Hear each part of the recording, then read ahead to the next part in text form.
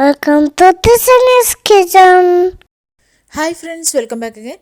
ഇന്ന് നമുക്ക് നല്ല ടേസ്റ്റി ആയിട്ടുള്ള സ്ട്രോബെറി ഐസ്ക്രീം എങ്ങനെയാണ് റെഡിയാക്കി എടുക്കുന്നതെന്ന് നോക്കാം. വളരെ കുറഞ്ഞ ഇൻഗ്രീഡിയൻസ് മാത്രമേ ഇതിന് ആവശ്യമായിട്ടുള്ളൂ. നല്ല പെർഫെക്റ്റ് ആയിട്ടുള്ള ഐസ്ക്രീം നമുക്ക് വീട്ടിൽ റെഡിയാക്കി എടുക്കുകയും ചെയ്യാം.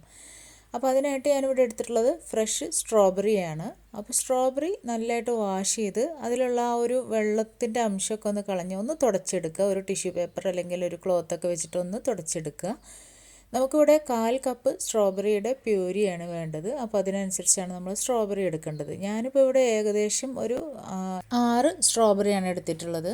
ഇനി ഈ സ്ട്രോബെറി നല്ലതായിട്ട് ഫൈൻ പേസ്റ്റ് ആക്കി എടുത്തിട്ടുണ്ട്. ഒട്ടും വെള്ളം ചേർക്കാതെ വേണം അരച്ചെടുക്കാൻ വേണ്ടിയിട്ട്. അപ്പോൾ ആ 1/4 കപ്പ് അളവിലുള്ള സ്ട്രോബെറി പ്യൂരി ഞാനിവിടെ ഒരു ബൗളിലേക്ക് മാറ്റിയിട്ടുണ്ട്. ഇനി നമുക്ക് വേണ്ടത് ഫ്രഷ് ക്രീമാണ്. തണുത്തിട്ടുള്ള ഫ്രഷ് ക്രീം 1/2 കപ്പ് എടുത്തിട്ടുണ്ട്. അത് നന്നായിട്ടൊന്ന് ബീറ്റ് ചെയ്തെടുക്കാം. അപ്പോൾ ഫ്രഷ് ക്രീം സ്വീറ്റിനനുസരിച്ച് ചേർത്ത് കൊടുക്കുക. ചിലത് സ്വീറ്റ് അത്യാവശ്യം വരുന്ന ഫ്രഷ് ക്രീമാണ്.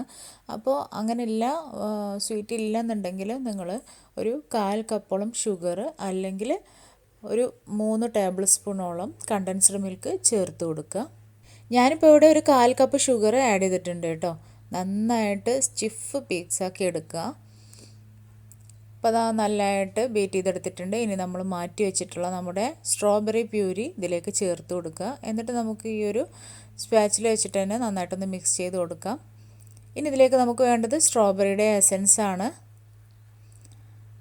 അതൊരു 4-5 ഡ്രോപ്പ് ഒഴിച്ചു കൊടുക്കുക. അപ്പോൾ കളറൊക്കെ വേണമെന്നുണ്ടെങ്കിൽ നിങ്ങൾക്ക് അതിനനുസരിച്ച് ചേർത്ത് കൊടുക്കാവുന്നതാണ്. കൂടുതൽ ഫ്ലേവർ വേണമെന്നുണ്ടെങ്കിൽ കൂടുതൽ ചേർത്ത് കൊടുക്കാം. അതേപോലെ നിങ്ങൾക്ക് ഈ കളറ് പോരെന്നുണ്ടെങ്കിൽ എക്സ്ട്രാ പിങ്ക് കളർ ആഡ് ചെയ്യാവുന്നതാണ്. അപ്പോൾ ഞാനിപ്പോൾ ഇവിടെ പിങ്ക് കളർ ആഡ് ചെയ്തിട്ടില്ല. ആ ഒരു സ്ട്രോബെറിയുടെ എസൻസ് മാത്രമേ എടുത്തിട്ടുള്ളൂ. ജസ്റ്റ് ഒന്ന് ബീറ്റ് ചെയ്ത് കൊടുത്തു. ഇനി ഇടയിൽ ഇങ്ങനെ കടിക്കാൻ വേണ്ടിയിട്ട് ഞാൻ സ്ട്രോബെറിയുടെ ജാം ചേർത്ത് കൊടുക്കുന്നുണ്ട്. അതെൻ്റെ കയ്യിലുള്ളത് കൊണ്ട് ഞാൻ ചേർത്ത് കൊടുത്താണ് കേട്ടോ. ഇല്ലെന്നുണ്ടെങ്കിൽ കുഴപ്പമൊന്നുമില്ല. ഇനി വേണമെന്നുണ്ടെങ്കിൽ നിങ്ങൾക്ക് ഫ്രഷ് സ്ട്രോബെറി എടുത്തിട്ട് ഷുഗറിലിട്ട് മെൽറ്റ് ചെയ്തിട്ട് അത് ചേർത്ത് കൊടുത്താലും മതി. അപ്പോൾ നമ്മൾ നന്നായിട്ട് മിക്സ് ചെയ്ത് വെച്ചിട്ടുള്ള ഈ ഒരു മിക്സ്ചർ നമുക്ക് ഒരു ബൗളിലേക്ക് മാറ്റും. ഞാനിപ്പോൾ ഇവിടെ ഐസ്ക്രീമിൻ്റെ ഒരു കണ്ടെയ്നറിലേക്ക് തന്നെയാണ് മാറ്റിയിട്ടുള്ളത്. ഇനി നന്നായിട്ട് അതൊന്ന് തിക്കാക്കി നല്ല ലെവൽ ചെയ്ത് കൊടുത്ത് ബബിൾസൊക്കെ ഒന്ന് കളഞ്ഞ് നമുക്കത് മൂടി വെച്ച് ഫ്രീസറിൽ വെക്കാം. അപ്പോൾ 8 മുതൽ 10 മണിക്കൂർ വരെയാണ് കേട്ടോ അത് ഫ്രീസറിൽ വെക്കേണ്ടത്. ഇനിയിപ്പോൾ ഓവർനൈറ്റ് വെച്ചാലും കുഴപ്പമൊന്നുമില്ല.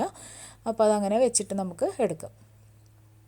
ഇപ്പോൾ ഇതാ 8 മണിക്കൂർ കഴിഞ്ഞിട്ടുള്ള നമ്മുടെ സ്ട്രോബെറി ഐസ്ക്രീം ഇവിടെ റെഡി ആയിട്ടുണ്ട്. ഇനി നമുക്കിത് ഒരു ഐസ്ക്രീം സ്കൂപ്പർ വെച്ചിട്ട് ഐസ്ക്രീം നമുക്ക് എടുത്ത് സെർവ് ചെയ്യാം. അപ്പോൾ നല്ല പെർഫെക്റ്റ് ആയിട്ട് തന്നെ കിട്ടിയിട്ടുണ്ട്. നല്ല അടിപൊളി ടേസ്റ്റാണ് കേട്ടോ. സ്ട്രോബെറി ഇഷ്ടമാവാത്തവർക്കും തീർച്ചയായിട്ടും ഇത് ഇഷ്ടമാവും. ഞാനൊന്നും സ്ട്രോബെറിയുടെ ഐസ്ക്രീം അങ്ങനെ കഴിക്കാറില്ല. പക്ഷേ ഈ ഐസ്ക്രീം എനിക്ക് നല്ല ഇഷ്ടമായി കേട്ടോ. നല്ല ടേസ്റ്റ് ഉണ്ട്. അപ്പോൾ തീർച്ചയായിട്ടും നിങ്ങൾ ട്രൈ ചെയ്ത് നോക്കണം.